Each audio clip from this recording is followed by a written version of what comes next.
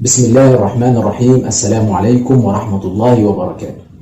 هتكلم النهاردة إن شاء الله عن مخاطر التداوي العشوائي بالأعشاب. غالبا ما يؤدي التداوي بالأعشاب إلى الإصابة بالتسمم وأحيانا إلى الوفاة، ومما يزيد من حدة المشكلة هو تفاعل مكونات الأعشاب بسبب خلطها، خصوصا مع الجهل وعدم الدراية بمكونات النبات وطريقة إعدادها واستهلاكها. صحيح أن بعض الأعشاب لها تأثيرات طبية علاجية حقيقية، لكنها في الوقت نفسه قد تسبب أضرار جانبية خطيرة، لأنها يمكن أن تكون مختلطة ببعض المواد الضارة التي تسبب آثار جانبية على صحة الإنسان، إضافة إلى وجود خطأ في تحديد الجرعة المناسبة لكل مريض حسب مرضه أو شدة المرض.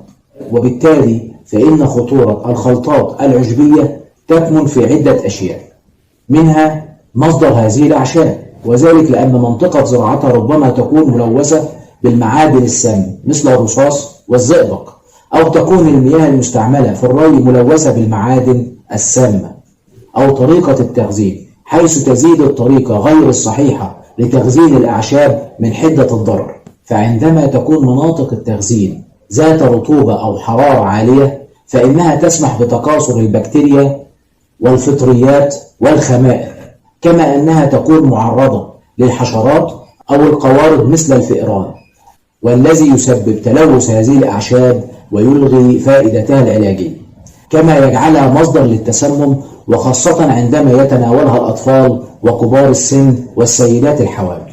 كيفية تجنب ضرر العلاج بالأعشاب. الأعشاب معروفة منذ القدم، لكن الطريقة التي يتم بها تناول الأعشاب خاطئة، فلا بد أن تخضع الأعشاب لأسلوب علمي ودراسات وتحاليل حتى تتم فائدتها، مع ضرورة تحديد الجرعة المناسبة لكل مريض حرصا على سلامته.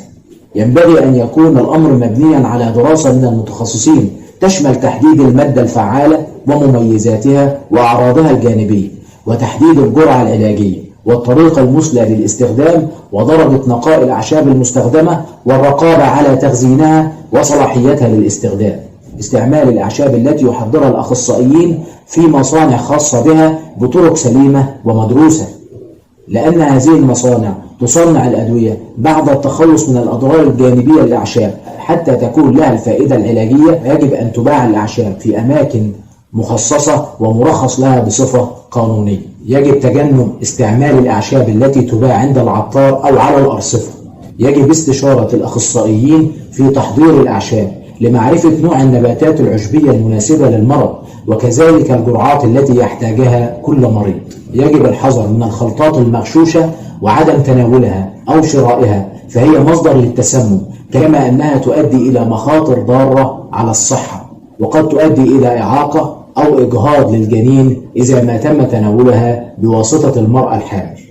مع أطيب تمنياتي لكم بدوام الصحة والعافية، والسلام عليكم ورحمة الله وبركاته.